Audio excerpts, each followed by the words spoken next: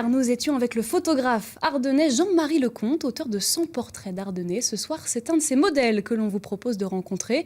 Un retraité discret et touche à tout, immortalisé le temps d'une photo. Sandra Julien et Isabelle Griffon le rencontraient pour nous.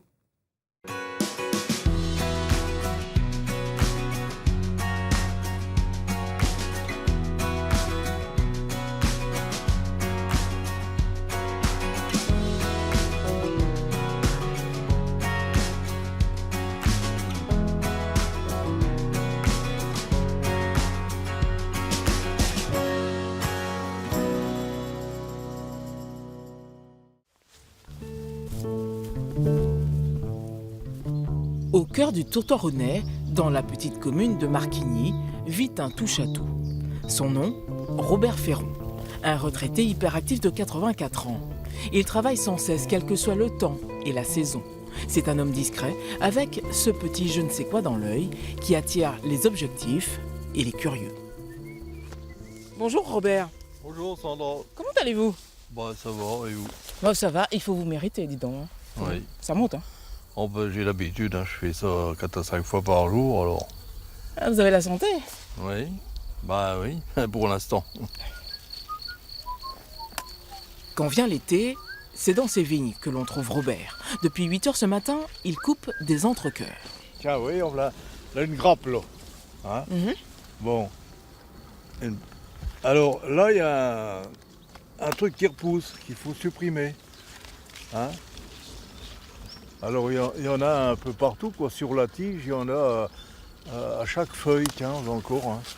Ça, c'est des bouffes-sèvres, quoi. Il est grand temps, quoi, parce qu'il y a dû laisser aller, quoi. Vous avez combien de pieds de vigne au total? Il y a environ 30 pieds par rangée. Hein. Et il y en a, je ne sais pas combien de rangées, il faut les compter. Hein. 3, 4, 5, 6, 7, 8, mettons en gros. 240 pieds, exactement. En principe, c'est de l'Auberlin. Mais j'ai plusieurs cépages, j'en ai de l'autre là que je ne connais pas le nom. Et puis, je suis en train d'en remettre, c'est du Baco. C'est pour faire du vin? Oui, ah oui, oui. Vous faites vous-même votre vin? Oui, enfin, je suis pas fort pour la vinification, mais... Pour goûter, il va falloir attendre. Mais Robert sait comment nous faire patienter. Il a plein de choses à raconter. Alors avant de cueillir le raisin, il faut cueillir ces fleurs-là. C'est pour faire du sirop contre le rhume, ça. C'est du bouillon blanc. Il est fier de ses fleurs. Elles sont belles, parfois utiles, mais il les plante pour les abeilles. Il a passé tout l'hiver à leur construire des ruches. La ruche à Mémile. Oui, Émile Loiret. Alors je mets une amorce de cire, hein, d'1 centimètre ou 1,5 centimètre, quoi. Pour qu'ils aient l'idée de bâtir dans ce sens-là, quoi. Mais il y a une amorce et puis par après, il n'y en a plus, hein, ils se démerdent. Hein. Ils sont architectes, hein, mieux que moi. Et quand je ne fais pas de ruche, vous voyez, je me passe une idée par la tête. Alors j'avais fait un sous-l'évier, là. Et puis il était là, puis, comme ça, un sous-l'évier. J'en avais pas besoin, ni personne non plus, ne me l'avait pas commandé. Et puis, fin de compte, il a fini en garde-manger.